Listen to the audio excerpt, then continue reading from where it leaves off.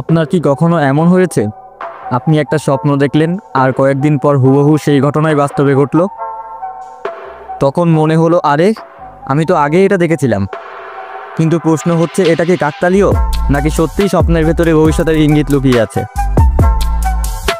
ঘুমের সময় আমাদের মস্তিষ্ক কিন্তু একদম চুপ থাকে না, বরং সারাদিনের স্মৃতি, চিন্তা, ভয় আর আশা সব একসাথে মিশিয়ে ফেলে। কখনো কখনো এই মিশ্রণ এমন কিছু বানিয়ে ফেলে যা পরে বাস্তবের সাথে মিলে যায়। তখনই আমাদের মনে হয় স্বপ্নে যেন ভবিষ্যৎ দেখেছি। আপনি জেনে অবাক হবেন, অনেক বড় বড় আবিষ্কার আর ঘটনা প্রথমে স্বপ্নে দেখা গিয়েছিল। যেমন বিজ্ঞানী মেন্ডেলিভ, যিনি পেরিওডিক টেবল তৈরি করেছিলেন, তিনি নাকি পুরো কাঠামোটা স্বপ্নে দেখেছিলেন।